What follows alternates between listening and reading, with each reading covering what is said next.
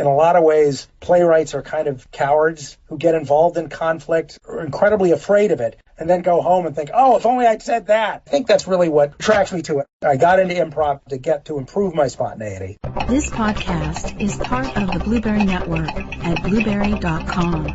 That's blueberry with no e's.com. Right on America is brought to you by a generous grant from the Built on Dreams Media Network, as well as the Sims Media Foundation, and from listeners like you. Stand by, please. Rolling on 6. On 6.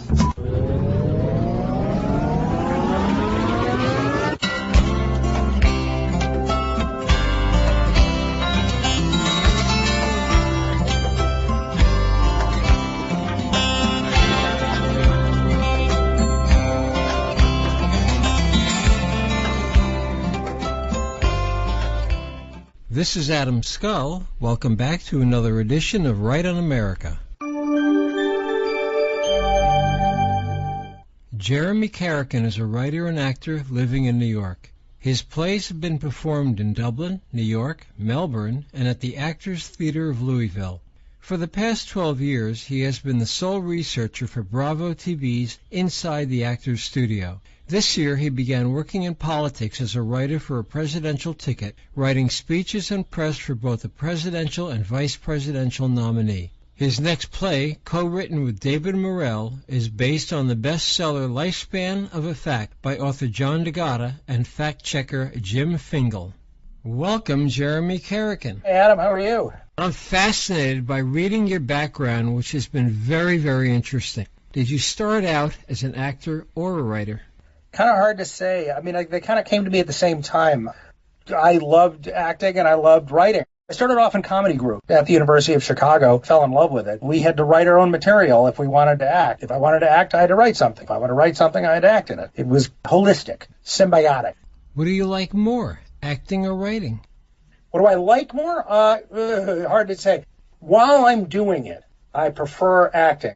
I find writing to be a little heartbreaking at times and awfully lonely, but acting doesn't last very long.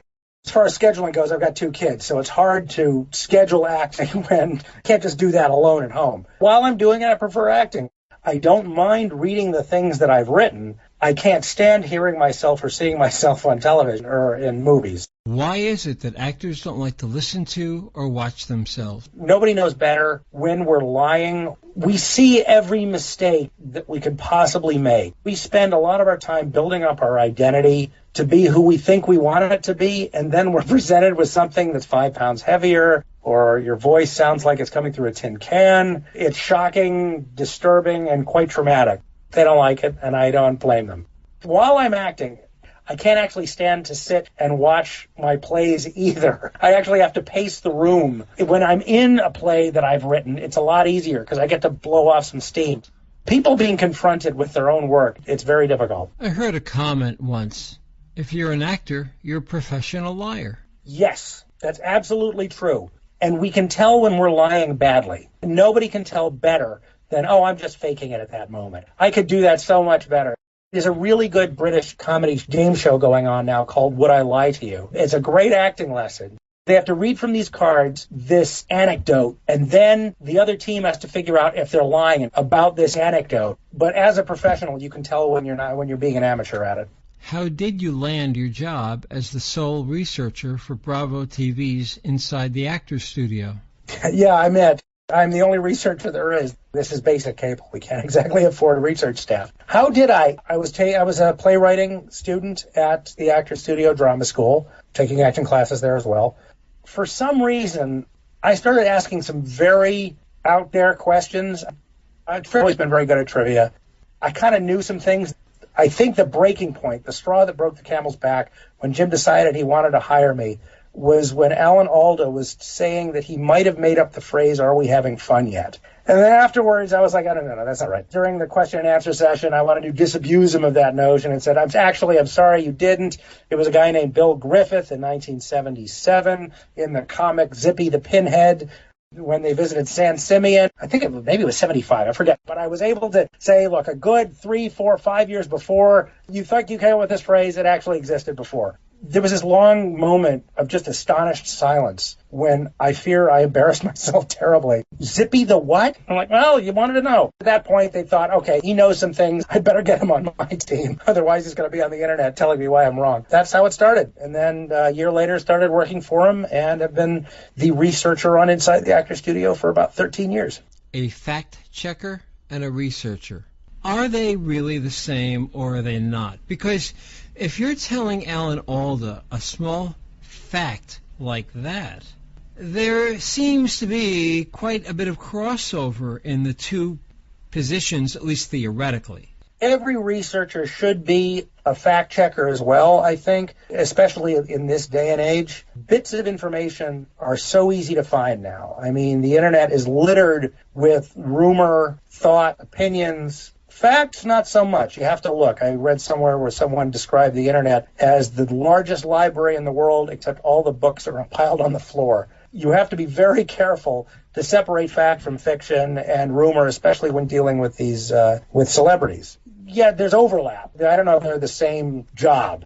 When did you start writing plays? When did I start writing plays, or when did I start writing good plays? I might not have yet on the latter part. I think my first foray into playwriting was when I adapted in high school. We had a play contest in high school. I was a big fan of Monty Python, and I did a theatrical adaptation of something called the Science Fiction Sketch, which was a very late Monty Python and the Flying Circus about alien blancmanges coming down to England. Do you know what a blancmange is? It's like a vanilla pudding. It's kind of like a flan. It's about alien blancmanges coming down to turn the people of England into Scotsmen so they could win Wimbledon. It was just a very sort of pastiche of 1950 science fiction stuff. And I adapted that into a theatrical evening, and it did pretty well. What attracted you about becoming a playwright? Orally, I love radio plays and the like, and I love speech and I love talking. I am not a very confrontational person, so I come up with some great zingers an hour after the confrontation's over, and you kind of want to write that down. In a lot of ways, playwrights are kind of cowards who get involved in conflict, are incredibly afraid of it, and then go home and think, oh, if only I'd said that. I think that's really what attracts me to it. I didn't used to be a very spontaneous person. I got into improv to improve my spontaneity. How did it make you feel to see your first play produced? Well, I didn't, actually. I was backstage doing the voiceover. I didn't actually get a chance. I felt great when I heard the laughs through the curtain. It's hard to say. The more you start investing in it, like actors who can't see themselves on screen, you always see the flaws. God, I wish I changed that line. I wish this could be different. And you see it differently and think, the actor didn't do it quite the way I'd envisioned it, but actually that's better. So there's all these things going through your head that don't really leave any time for you to celebrate and think, yay, me. So how did I feel? A lot of conflicting emotions, some of them quite horrible. Being a researcher and being a writer, do the two complement each other? Sometimes, yes. You have to know when to shut one job off, because some of my plays end up, at least in early drafts, later drafts too, just too full of research.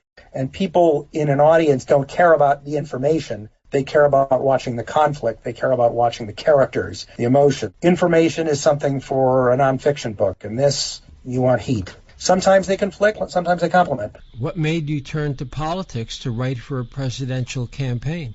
A couple things. I've always been kind of politically involved. I started off in high school as kind of a young Republican. I've been getting less Republican and more everything as I've gotten older. I've gotten less partisan, but I'm still very opinionated. How did you find the whole experience? Yeah.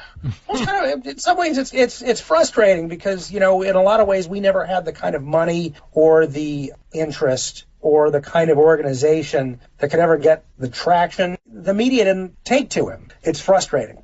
Your next play is based on the bestseller Lifespan of Effect by John DeGotta, named a top 10 best book of 2012 by Slate.com, which is about an innovative essayist and his fact-checker that do battle about the use of truth and the definition of nonfiction. This seems to be a literary minefield which begs a question to be asked. How do you borrow from the book to create your play, and how do you present such densely packed dialogue in a play? To my way of thinking, this is a literary minefield.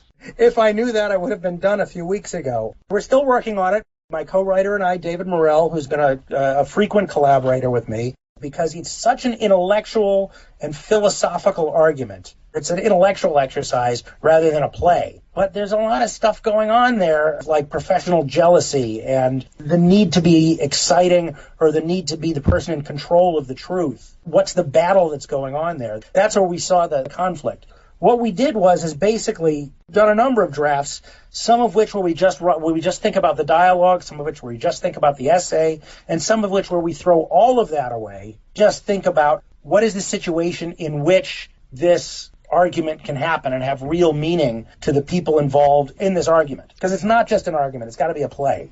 W. W. Norton, the publisher of Lifespan of a Fact, writes on their website, "How negotiable is a fact in nonfiction?" In 2003, an essay by John DeGatta was rejected by the magazine that commissioned it due to factual inaccuracies.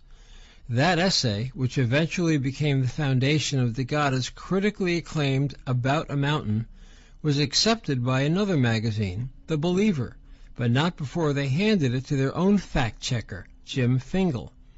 What resulted from that assignment was 7 years of arguments, negotiations, and revisions as DeGatta and Fingal struggled to navigate the boundaries of literary nonfiction. Is this forthcoming play of yours more difficult to produce due to the very specific content of the underlying book? Actually, it's a very easy play to produce because what we've done is we've taken those 7 years and compressed it down to an evening or two. We've taken out the Plato, and now we're going to bring in Aristotle. Aristotle talks about, to make plays better, that you have to have unity of theme and unity of place and unity of time. Frequently in plays, you have to scrunch down all the events into like a night or two, at least give you the illusion that that's happening. And that's what I think what we've done here. Rather than having it be a 7-year-long email discussion, we've made it a hot fight one night. It's a boxing match rather than epistolary novel. What skills are necessary for being a playwright? I would say listening is extremely important. Listening not only to what people say, but how they say it and what they mean when they say it. Frequently in the best plays, specifically I'm thinking about Chekhov, it's not what people say, it's what they mean. They're saying something entirely different than what they actually mean. There's so many things going on underneath the words. You have to both be able to work in solitude as well as working in a team. What is the playwright's greatest challenge today? I'd say the death of the theater. There's so many media out there competing for the attention, the eyeballs, and the time of people. I think that's a huge challenge. Thank you for joining us for another edition of Right on America. Located on the internet at www.rightonamerica.us. Additional funding courtesy the Sims Media Network. Join us again for another edition of Right on America. Once in a lifetime, the theme music for Right on America, written and sung by Stephen Paul, courtesy the Build on Dreams Media Network. Copyright Stephen Paul. All rights reserved. Used by permission. Please email us with any questions or comments to rightonamericagroup@gmail.com. Once again, the email address is rightonamericagroup@gmail.com.